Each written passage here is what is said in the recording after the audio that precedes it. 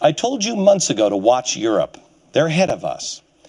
They first tried all the things that we're embarking on, and they are ahead of us in everything. George Soros warned the world this weekend that Europe could be on the verge of disintegrating if they don't muster up the political will to survive. His solution? More bailouts, more spending. That's like telling a cancer patient, smoke some more.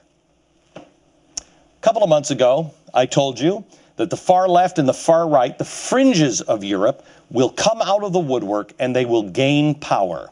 Well, Greece today is now on the verge of collapse. Billions in bailouts have only delayed the inevitable. The unrest there is growing. The violence is growing as well. This far-left militant guerrilla groups have been launching bomb attacks, and who's been helping them? Who's part of the riots? The unions. Why? Because over in Greece, and see if this sounds familiar, they promised their pensions. They promised too big of pensions, and now the government can't pay for it. And so they're stirring up the trouble. The far right now is gaining power after elections in Hungary. This was over the weekend. In South Africa, hundreds gave the Nazi salute. How do we not remember swastika flags at the funeral of a prominent white supremacist? How do we forget this soon? The world is on the edge, and I believe that there are people like George Soros of the world that are pushing it farther off that edge. There are profound changes coming right around the corner. It's what we do about those changes. The world, I fear, is about to make the same mistakes that were made in the 1930s.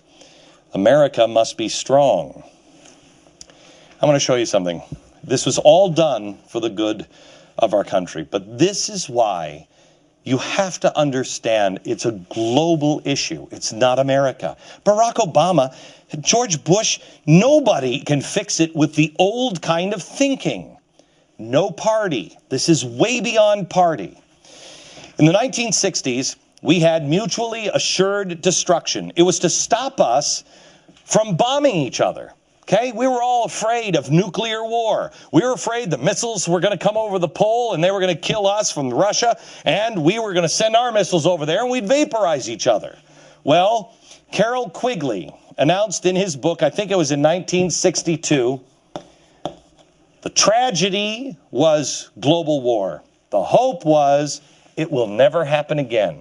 Because, as he announced in this book, what they did was they tied all of our economies together. So now, if one country was destroyed or would destroy another, they would all collapse. They'd all go down the toilet. And so they would have motivation to stop anybody. And he said in 1962, you'll never see a world war again. You'll never see one country go in and obliterate another. It won't happen.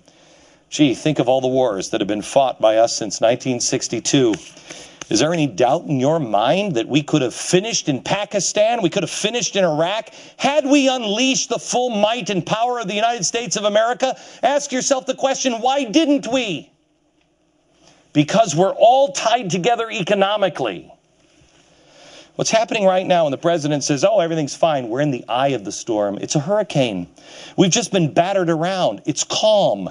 But there is another wall of this storm coming, and we're out on the open waters. It's still gathering strength. The weathermen are telling everybody, oh, it's okay, go out. We have radar now.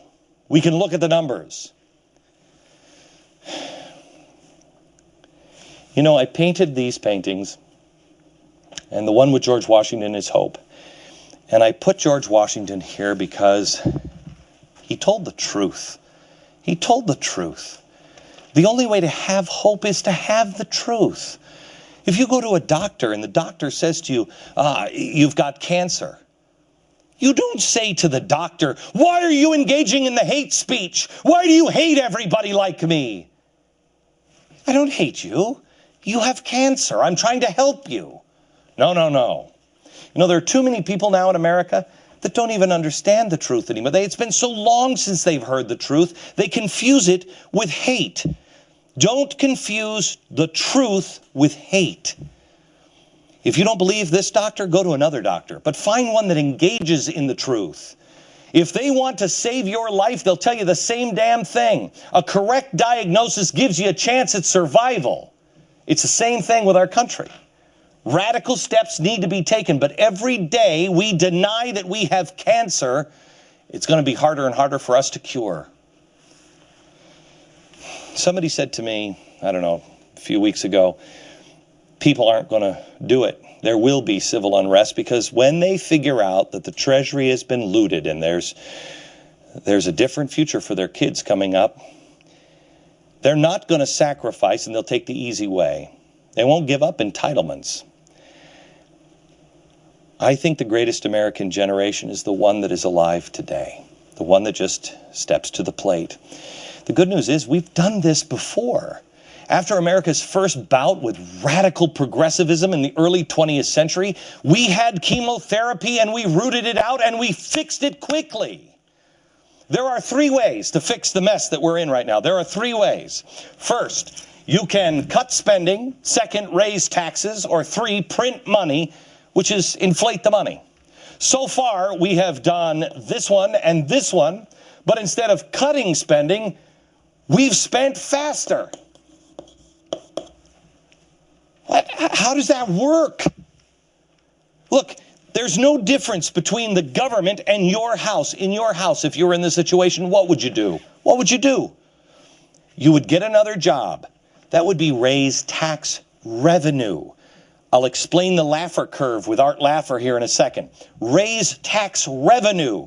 And the second is cut spending. These people aren't interested in raising tax revenue. They're into redistribution of wealth and fairness. We must cut spending. Significant, massive budget cuts all across the board. And we have to stop devaluing our dollar.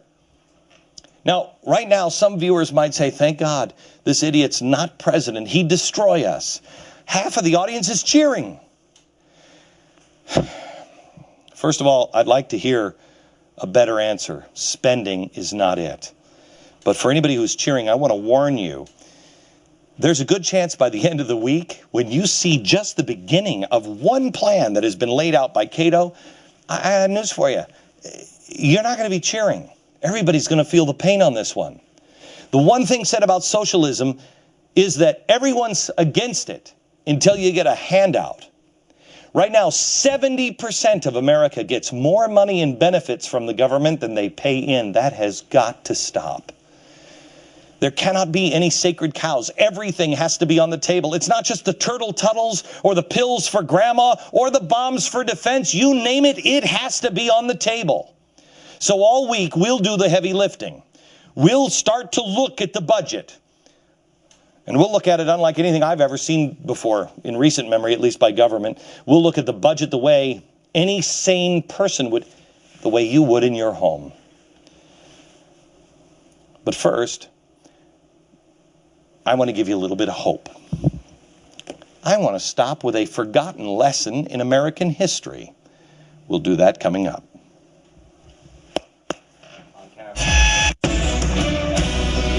This is going to be quite an amazing week as we decide whether we're going to transform into what or restore. But if we want to restore the country, it's going to take an awful lot of work. But here's the hope. We've done it before. And it stands as one of America's greatest economic achievements. And yet there is a good chance you have never, ever heard of it. Reams have been written about the Great Depression and FDR's colossal government expanding New Deal, but you would be hard-pressed to find even a mention in most history books that we have in our classrooms about this amazing turnaround 10 years prior. The year was 1920. The newly elected Warren G. Harding was inheriting a mess from his predecessor, Woodrow Wilson. He didn't give speeches about how he inherited it. The country was in a depression with record unemployment, massive debt, and a bloated and inefficient federal government. It was as bad as anything in 1929 or 1930. They didn't use a stimulus package or tax increases. What was the secret? How did we get out of it? Watch this.